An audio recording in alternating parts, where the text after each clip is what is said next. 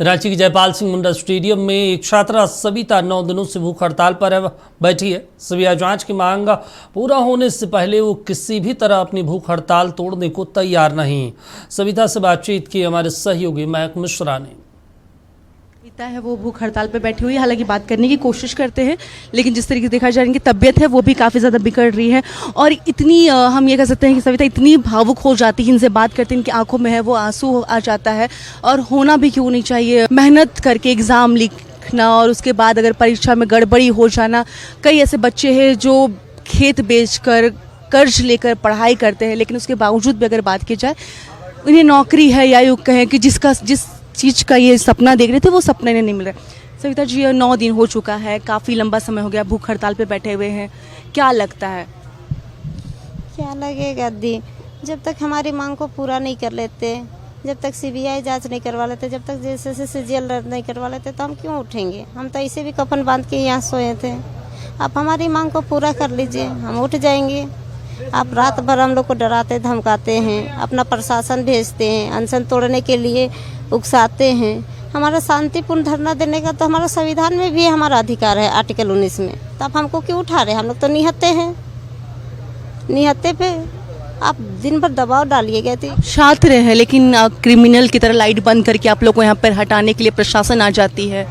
हम लोग को जो अनशन पे बैठे हुए हैं उन लोग का प्लान है कि हम लोग को उठा ले, तो ऐसे ही धीरे धीरे आंदोलन ख़त्म हो जाएगा। वही उन लोग का प्लानिंग है, इसीलिए रात को पूरा इधर उधर का लाइट पूरा बुता दिया था, बाहर का रास्ता का भी लाइट बुता दिया गया था। सिर्फ यहाँ जो हम लोग जनरेटर जलाए हुए हैं उसका लाइट जल रहा था। बिजली की व्यवस्था भी आप लोगों को नहीं मिली? नहीं, बिजली की व्यवस्था नहीं है। हम लोग तो जनरेटर जलाते हैं, उसी से यहाँ पे लाइट था। अगर आपसे कोई भी बात करता है तो आप भावुक हो जाती है? मैम, भावुक होना मेरा जायज़ बात है। हमने 7 साल दिया इसको, फिर भी एक जॉब नहीं ले पाए। मैंने तो घर से भाग के आया था कि एक जॉब लेके ही जाऊंगी, समाज से लड़ के आए थे। अब बताइए हम समाज में वापस कैसे जाएंगे? लड़ के आए थे कि एक जॉब लेके ही आएंगे। इतना दिन घर से प्रेशर था कि शादी कर लो, लेकिन उससे भी लड़े कि बिना नौकरी लिए हम शादी नहीं करेंगे। तो फिर हम कैसे छोड़ दें? तो मैं तो नहीं छोड़ सकती। सरकार हमको बहुत सताया है। एक जॉब के लिए हम जितना स्ट्रगल किए ना मैम, उतना शायद कोई नहीं किया होगा। एक गरीब परिवार से रह के पढ़ाई करना कितना स्ट्रगल होता है तो हम लोग जानते हैं। हम जेपीएससी से लेके होमगार्ड तक सब दे चुके। कम से कम एक छोटा सा भी नौकरी हमको मिल जाए तो मेरा परिस्थिति ठीक हो जाएगा। लेकिन सभी के सभी घोटाला हो रहा, सभी में खुलेआम बेचा जाता है। जेपीएससी में सुनिए, डीएसपी के लिए 1 करोड़ 20 लाख, सीओ वीडियो के लिए 70 से 80 लाख। नीचे जाइएगा तो होमगार्ड में 3 से 5 लाख तक, सीजीएल में तो आप सुनवे कि 25 से 35 लाख तक। उत्पाद सिपाही जिसमें 19 बच्चा मरा, उसको भी नहीं छोड़ा। कोई मेहनत करे और कोई एक दिन में फल खाने वाला सिस्टम बना के रख ले। 19 बच्चा मर गया और हम लोग दौड़ दौड़ के पैर हाथ सब फूल जाता था, शरीर काम नहीं करता था, फिर भी हम लोग हिम्मत नहीं हारते थे। और उसको भी मैंने क्वालिफाई किया, मेरा एग्ज़ाम भी अच्छा गया। लेकिन जिस तरह घोटाला होता है ना, जिस तरह खुलेआम बेचा जाता है ना, मेरा उसमें भी रिजल्ट नहीं हुआ। यहाँ तक कि फील्ड वर्क को भी 15 से 18 लाख में बेचा है, जो कि फ़िलहाल हुआ है 19 जुलाई को, उसको भी नहीं छोड़ा। तो हम लोग जाएंगे कहाँ? जाने के लिए तो आप रास्ता ही नहीं छोड़े। हमको तो घर जाने के लिए रास्ता नहीं छोड़े हैं, मरने के लिए हम छात्रों को छोड़ दिए हैं। थोड़ा भी तरस नहीं आता है।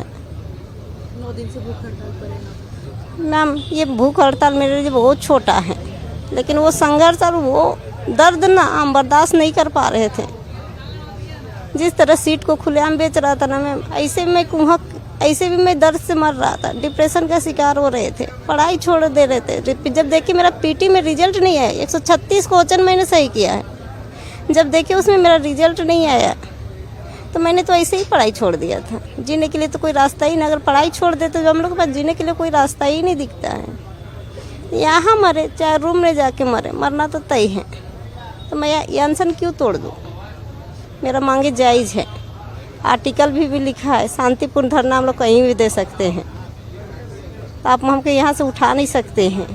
ये मेरा खुद का डिसीजन है। मेरा ऊपर कोई दबाव नहीं बना रहा है। आपने जो इतना दिन सताए ना, उसी का निकल रहा है। मैं तो यहाँ से नहीं हटूंगी मैम।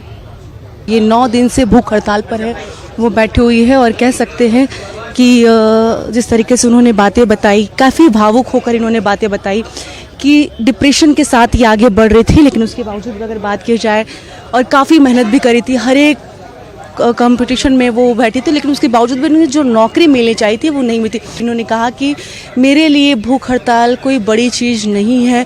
इस शब्द से भी हम ये कह सकते हैं कि वाकई में जो अभ्यर्थी है वो काफ़ी दर्दों से है, वो झूलसे हुए या यूँ कहें दर्द से वो निकलते हुए सामने आ रहे हैं।